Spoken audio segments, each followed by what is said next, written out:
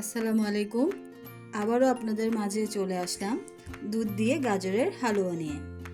এখন আপনাদেরকে আমি দেখাবো গাজরের হালুয়াতে কি কি লাগছে। প্রথমে হাফ লিটার দুধ নিব। দুধটাকে আমরা ফুটিয়ে হাফ লিটার দুধ নিয়ে দুধটাকে জাল দেওয়ার পর তা থেকে 1/3 কাপ দুধ আমি এই পরিমাণ দুধটা তুলে রাখবো। তুলে রাখার পরে দুধটাকে ঠান্ডা করে 4 থেকে 5টা গাজর কেটে নিয়ে এরপর কি করব, এটাকে সিদ্ধ করতে হবে। গাজর আর দুধ একসাথে সিদ্ধ করার পর কিছুক্ষণ ঠান্ডা করে এটাকে ব্লেন্ডারে ব্লেন্ড করে নিতে হবে। এরপর আরও উপকরণ আছে, আপনাদেরকে দেখিয়ে দিই। লাগছে কিশমিশ, কাঠবাদাম, যেটা আমি গরম পানিতে ভিজিয়ে এটার আপনার ওপরের চামড়া যেটা ওইটা আমি ছিলে নিয়েছি। এরপরে এখানে লাগছে চামড়া সহ কাঠবাদাম, এরপর কাজু বাদাম, মিডিয়াম সাইজের একটা তেজপাতা আর একটা এলাচ। এরপর আছে চিনি, এরপর গাওয়া ঘি, আর আরেকটু স্বাদ বাড়ানোর জন্য হালকা একটু গুঁড়া দুধ। এবার আসুন আপনাদেরকে গাজরের হালুয়ার প্রস্তুত প্রণালীটা দেখিয়ে দেব। এখন একটা পাত্র নিব।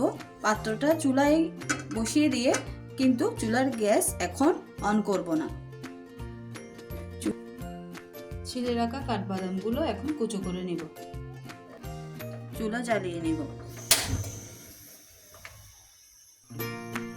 চুলা জ্বালানোর পর এতে সামান্য কিছু ঘি দিয়ে দিই।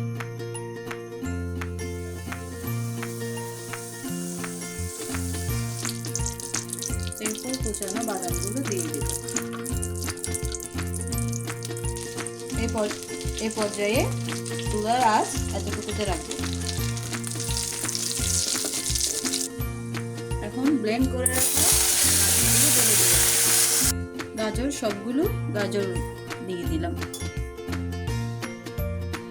এই পর্যায়ে নাড়তে থাকতে হবে।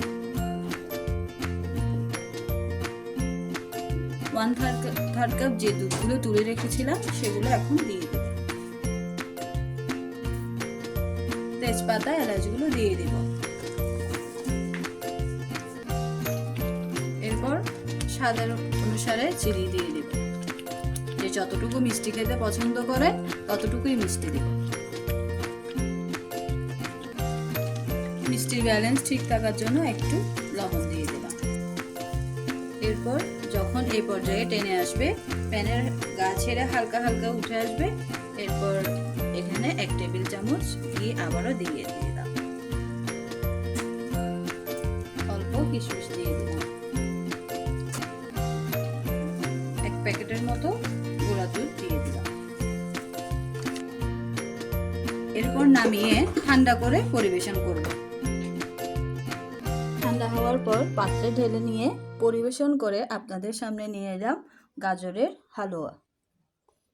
এই রেসিপিটি ভালো লেগে থাকলে আমার পেজটিতে লাইক, কমেন্ট, শেয়ার, সাবস্ক্রাইব করবেন।